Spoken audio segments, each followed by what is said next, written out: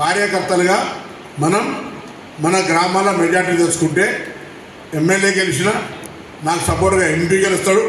మేము ఇద్దరం కలిసి పొద్దున మళ్ళీ మిమ్మల్ని ఎంపీటీసీలుగా, మండల ప్రెసిడెంట్గా, జడ్పీటీసీలుగా, సర్పంచులుగా, సింగిల్ విండో లీడర్గా చూసే అవకాశం మాకు ఉండాలి. కొన్ని మా నుంచి ఏమైనా తప్పు ఉన్నది, ఎమ్మెల్యే సార్ ఇప్పుడు రెస్పాండ్ కాలే, ఈ పని చేయలే, మన కాంగ్రెస్ పూర్తిగా బాగలేదు అని అంటే చెప్పుర్రి. టీఆర్ఎస్ను, బీజేపీని, కాంగ్రెస్ను ఇట్లా లెక్క పెట్టి చూస్తే ఎవరు బాగున్నారు?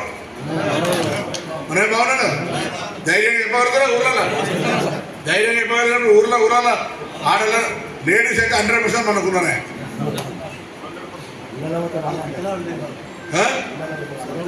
వాళ్ళకి ఇంకోటి ఏం చెప్పాలన్నా, మీకు రేషన్ కార్డు ఇస్తాము, 4,000 పెన్షన్ ఇస్తాం. అక్కడ మహిళా సంఘాలకు మొదటిసారి వడ్డీ జమైంది. వడ్డీ జమైంది. అలాగే 10 లక్షల రూపాయలు లోన్ ఇస్తాం. ప్రతి మహిళ మెంబర్ అవుతుంది. మెంబర్ కానీ మహిళ ఉండేది భవిష్యత్తులో. సో ఇవన్నీ చెప్పండి. మనం ఒక మార్పు చేయాలనుకుంటున్నాం, అందరు సహకరించమని చెప్పండి.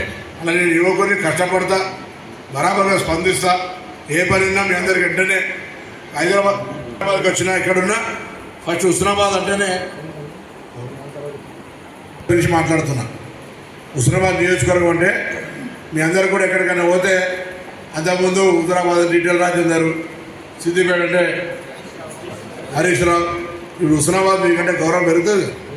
కరీంనగర్ కానీ అడిగారు ఉంది, గౌరవం ఉందా లేదా? ఏమో క్యాంపెయిన్ ఏం చేస్తారో కష్టపడండి. మీ ఊర్లల్లో అన్ని ఎలక్షన్కి సంబంధించి వస్తాయి. రేపు పొద్దున ఉపాధి హామీ కూడా 400 రూపాయలు ఇస్తామని ఉపాధి హామీ కార్మికులు కూడా చెప్పండి. మిగతా స్కీమ్స్ అంటే జనగణన, రుణమాఫీ మనం ఎట్లా చెప్పిన 1,00,000 వేతనము, 1,00,000 ప్రతి నారి ఆడలకు కూడా 1,00,000 రూపాయలు ఇస్తాయి. ఇవన్నీ కేంద్రం నుంచి ఉన్నాయి. ఇవన్నీ కూడా కార్యక్రమాలు జరుగుతాయి. కాబట్టి దయచేసి ఇప్పుడు ఈ కొత్త ఏడు కంటే మనం ఇన్ని చేస్తున్నాం నమ్మకం. ఊర్లో మంచి చెడు మేము ఉంటాం, ధైర్యం మీదకి అంతే బరాబర్ ఓట్లేస్తారు. ఇక మీరే మనం ఓట్లను కలవక చక్కగా పని చేయకపోతే కష్టపడతాయి. నప్పతత్వం లేకుండా ధైర్యంగా పని చేస్తా అనే కదా. సో దయచేసి మండలానికి ఎన్ని పనులు చేసినవి? 3 కోట్ల ప్లస్ SDF డ్రింకింగ్ వాటర్ కూడా ఇప్పుడు ఇంకా మీ ఊర్లలో త్రాగునీటి సమస్యనే కాగించుకోండి. అది కాక అమ్మ పాఠశాల కింద పాఠశాలలన్నిటికీ పైసలు వచ్చినాయి. అది గ్రామ మహిళా సంఘాలు చేస్తాయి. ప్రతి స్కూల్ కలరింగ్ అవుతుంది, రిపేర్లు అవుతాయి. పాఠశాలలన్నిటికీ ఎడ్యుకేషన్ సిస్టమ్ని ఇంకా మీ ఊర్లలో ప్రతి ఊరికి వాటర్ ఫిల్టర్ ఇస్తా అని చెప్పండి. ప్రతి ఊరికి ఓపెన్ జిమ్ ఇస్తా, రోడ్లు కనెక్టివిటీ చేస్తా. దాని తర్వాత బస్సులు చెప్పిన రోడ్డా మనం అసెంబ్లీలో ఇటు అటు తిరిగి కోడి వచ్చినటువంటి పరిస్థితులలో దయచేసి ఎవరి బూతుల వాళ్ళకి ఎరవకుండా రేపు నాకు కాగితం పట్టుకొని వస్తే నేను కూడా తీసుకుంటా, కాగితం తీసుకొని ఇట్లా పక్క పెట్టేస్తాను. ఎవరి బూతుల్లో గెలుస్తారో వాళ్ళకు అడిగిన ప్రతి పని 100% వీలైనంత వరకు చేస్తా. అది ఏమన్నా కావచ్చు, ఇబ్బంది అయితే కావచ్చు. మీ పిల్లలకు సంబంధించి మన దగ్గర ఉన్న కార్యకర్తల పిల్లలు చదువుకోవడానికి ఉంటే వాళ్ళకి ఫీజు తక్కువ ఇచ్చడం, సహకారం చేయడం చేస్తాం. రేపు పొద్దున నిరుద్యోగులకు సంబంధించి పిల్లలు పెరిగిన వాళ్ళు ఉంటే కొంత ఇబ్బంది అయినా 4 రోజులు అయితే కొంచెం అనుభవం వచ్చేస్తుంది. 4 రోజులైనా అందరినీ ఏమేమి ఉన్నారనేది ఒక లెక్క తీసుకుంటాం. మన వాళ్ళందరూ తీసుకొని ఎక్కడెక్కడ సెట్ చేయాలో అక్కడ సెట్ చేస్తాం. ఏదైనా బ్యాంకులో ఏదైనా ఉపాధి కల్పిస్తా.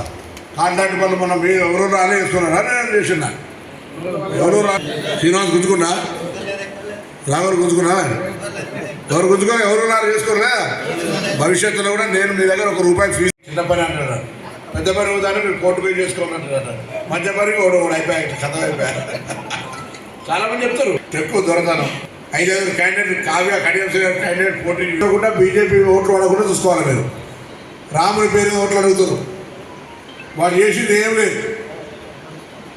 ఎవరుంటే చెప్పండి మన 5 ఏళ్ళలో మనం అంతా మోడల్ స్కూల్లో, కస్తూరిబా పాఠశాలలో, కుల సంఘాల భవనాలు, ట్రాన్స్ఫార్మర్లో, సబ్స్టేషన్లో, రైతులకు ఇబ్బందో మంచిగా చెడుకొని అందుబాటులో టెలిఫోన్ చేస్తే ఎవరన్నా కార్యకర్తలు ఫోన్ చేస్తే నేను లేవట్టిన వాళ్ళు ఉంటారా చెప్పను. ఆ బీజేపీలో మీటింగ్లో పోయి అరే మీ ఎంపీ అన్న నీ ఫోన్ లేవట్టినా అడుగురి. అందుకే దయచేసి అన్ని రకరకాల కథలు చెప్తా. అన్నిటికంటే ఎక్కువ ఇంకోటి, ఇప్పుడు నువ్వు నీ కొడుకు కొడితే నీ భార్యకు నర్సు, నీ కొడుకే నర్సు చెప్పాలనే ఆ తల్లి తెలియదా? వాడికి అంతా మూర్ఖంగా మాట్లాడారు. లేడీస్ చెప్పాలి, ఆడల్లో కూడా చెప్పాలి ఇటువంటి విధవాని. దయచేసి అందరూ కూడా నేను అనే మాట, ఎందుకంటే పోయినసారి 10 బూతులలో మెజార్టీ రాలే, రాయకాలు కూడా 200, మండలంలో 3000 చిల్లర మెజార్టీ వచ్చింది. కానీ ఇంకా ఈసారి ఎక్కువ రావాలి. నేను ఎమ్మెల్యే ఉన్నా, మంత్రిగా ఉన్నా. మొన్ననే మనం అయిన తర్వాత 4-5 నెలలు మీ మండలంలో కూడా ఎక్కడైనా బస్సులు కావాలంటే బస్సులు ఏర్పాటు చేసే బాధ్యత నాది. ఎలక్షన్ తర్వాత కానీ బస్సులలో మంది ఎక్కాలి, ఎక్కకపోతే మన బస్సు క్యాన్సిల్ చేసుకుంటాం. ఎలక్షన్లు అయిపోయి ఎలక్షన్ కాగానే ఏ ఊరు కావాలో ఆ ఊరికి బస్సు వేస్తాను. ఎలక్షన్ దాకా కొద్దిగా ఒప్పుకోవడం, ఎలక్షన్ కోడ్ ఉందని వేస్తలేరు, భయపడుతూ. దాని తర్వాత ఎలక్షన్ కాగానే మీ అందరి బస్సులు వేయించేటువంటి బాధ్యత నాది, నేనే చెప్తున్నా కదా. దాని తర్వాత 500 గ్యాస్ సిలిండర్ మనం వాస్తవంగా ఢిల్లీ ప్రభుత్వంతో, అంటే కేంద్ర ప్రభుత్వంతో టైం చేసుకుంటే వాడు మనకు సహకరించకపోతే ఇప్పుడు 925 కట్టాల్సి వస్తుంది. వాళ్ళ 425 వాపసు అవుతాయి. అది కొద్దిగా ఇబ్బంది అవుతుంది. ఇబ్బంది అంటే చెప్పండి, వాళ్ళు బరాబర్ 500 సిలిండర్ ఇచ్చే బాధ్యత కాంగ్రెస్ గారు గట్టిగా చెప్పండి. దాని తర్వాత 200 యూనిట్ల కరెంటు ఫ్రీ అందరికి వస్తుంది కదా. ఊర్లలో ఎంత శాతం వస్తుంది? ఒక ఊర్లో అంతా 85% వస్తుందా? 90%? 80% 200 యూనిట్ల కరెంటు ఫ్రీ వచ్చిందని వాళ్ళకు నాకు తెలిసి ఆర్టీసీ బస్సు అందరికీ 200 యూనిట్లు అందరికీ, గ్యాస్ సిలిండర్ కూడా అందరికీ వస్తుంది. ఒకవేళ ఇబ్బంది ఉంటే చెప్పాలి. ప్లస్ 10 లక్షల ఆరోగ్యశ్రీ, 10 లక్షల ఆరోగ్యశ్రీ. ఇలా ఆరోగ్యశ్రీకి సంబంధించి సక్రమంగా అమలు కావడానికి హైదరాబాద్లో మనలో వాళ్ళ ట్రీట్మెంట్ చేసుకుంటే కూడా ఉండడానికి నేను అక్కడ ఒక మనిషిని పెట్టిన. ఆ మనిషి సేవల వరకు తీసుకున్నాను. మండలంలో చారిటీ సేవలు తీసుకున్నా. అంటే మీ మండలం లీడర్లకు చెప్పండి, మా ఆఫీస్కి చెప్పండి, నాకు చెప్పండి, లేదా చారికి చెప్పిన హాస్పిటల్లో బెడ్ దొరకకపోతే బెడ్ ఇప్పిస్తాడు, మంచి డాక్టర్తో ట్రీట్మెంట్ ఇప్పిస్తాడు, బిల్లు తక్కువ చేస్తాడు. నీమ్స్లో అయితే ముందే ముఖ్యమంత్రి సాయం నిధికి శాంక్షన్ తీసుకొచ్చి ఇస్తాడు. అన్ని ట్రీట్మెంట్ అయిపోయి ఇంటికి వచ్చినాక ఆ బిల్లులు అన్ని తీసుకొని సీఎం రిలీఫ్ కూడా అప్లై చేస్తాడు. ప్రత్యేకించి మనిషిని పెట్టిన. అన్నిటికంటే ఆరోగ్యం ముఖ్యం కాబట్టి మండలంలో మీ అందరికీ కోరుతున్నా, ఎక్కడైనా ఎవరికి ఇబ్బంది రాకుండా. నీకు చెప్తే ఇప్పుడు పద్మనాభం చెప్పింది, దాని తర్వాత ఇంకోలో లక్ష్మణ్ చెప్తాడు. 4 నెలల కాలంలో కాంగ్రెస్ పార్టీ ఏం చేసింది, మన ఊర్లలో ఎట్లా ధైర్యంగా మెజార్టీ తేవాలనే దాని కొరకు ఒకసారి సమావేశం పెట్టుకున్నాం ముఖ్యులతోటి. ఇంకా చాలామంది రావాల్సి ఉంటే మీరు కొద్దిగా లిమిట్ చేసినా ఇది కొద్దిగా 2-3 పాయింట్లు దయచేసి అందరూ వినండి. 2004 నుంచి 2014 దాకా కాంగ్రెస్ అధికారంలో ఉన్నప్పుడు రాజశేఖర రెడ్డి గారి ప్రభుత్వంలో ప్రతి మాట అమలు చేసినాం మనం, ఒక్కటి కూడా ఫెయిల్ కాలే. అది ఉచిత విద్యుత్ కావచ్చు, రుణమాఫీ కావచ్చు, ఆరోగ్యశ్రీ కావచ్చు, ఫీజు రియంబర్స్మెంట్ కావచ్చు, ఏ స్కీమ్ తీసుకున్నా మనం అన్నీ అమలు చేసినాం. 2014 నుంచి 24 దాకా ఉన్న బీజేపీ కావచ్చు, టీఆర్ఎస్ కావచ్చు. బీజేపీ ఉదాహరణకు 15 లక్షలు ఇస్తాను చేసిందా? పబ్లిక్గా చెప్పింది, ఓపెన్గా చెప్పిందా? 15 లక్షలు వేయాలి. దాని తర్వాత రైతుల ఆదాయాన్ని రెట్టింపు చేస్తాను, అది అయిందా?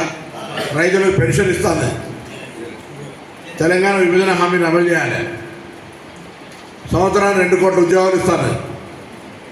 పోగ మొత్తం దేశాన్ని మొత్తం అమ్మేస్తుంది ఆదానికి అంబానికి. తెలంగాణ ఏర్పాటును పార్లమెంట్లో క్రిటిసైజ్ చేశారు, తల్లిని చంపి పిల్లల్ని తెచ్చుకున్నారు. అటువంటి వాళ్ళు ఓటు అడిగే హక్కే ఉన్నది. బండి సంజయ్ ఎంపీ 5 ఏళ్ళల్లో సైదాపురం మండలానికి ఎన్నిసార్లు వచ్చినా ఏం చేసినా నాకు తెలియదు. నేను ఎంపీ ఉండి నేను ఎన్నిసార్లు వచ్చినావు? నేను ప్రతిసారి ఎప్పుడైనా ఏ ప్రోగ్రాం అసలు వదిలిపెట్టలే. కంపల్సరీ సైదాపురంలో నేను అన్ని గ్రామాలు తిరిగిన. అంటే భక్తి అంటేవా, నేను ఎవరితో పోటీ అవసరం లేదు. మన భక్తి గుండెల్లో భక్తి ఉండాలి, గుళ్ళే దేవుడు ఉండాలి. కానీ వాళ్ళు ఓట్ల కొరకు భక్తిని వాడుకుంటారు. ఇది దయచేసి ప్రజలకు చెప్పాలి. మనందరం భక్తులం కాదా? మన భక్తి లేదా? వాళ్ళు ఓన్లీ ఓట్ల కొరకు అడిగే పరిస్థితి ఉంది. వాడు దయచేసి అది భారతీయ జనతా పార్టీ. రెండోది టీఆర్ఎస్ 3016 నిరుద్యోగ వృత్తి ఇచ్చిందా? ఉద్యోగాలు ఇచ్చిండా? రైతు రుణమాఫీ చేసిండా? దళిత బంధు ఇచ్చిండా? డబుల్ బెడ్రూమ్ ఇచ్చిండా? 3 ఎకరాలు జాగా ఇచ్చిండు. ఏమి ఇచ్చిండు? వారి మన 6 గ్యారెంటీల గురించి అడుగుతున్నారు వీళ్ళిద్దరు. 6 గ్యారెంటీల గురించి అడిగినప్పుడు ఊర్లలో రాష్ట్రంలో మనం జవాబు చెప్తున్నాం. నేను చెప్తున్నా, ముఖ్యమంత్రి చెప్తున్నా, అందరు నాయకులు చెప్తున్నారు.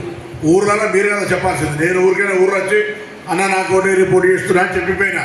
కానీ ఓట్లు ఇచ్చింది గెలవడానికి కారణమైంది మీరు కదా. ప్రతి ఇల్లు తిరిగింది.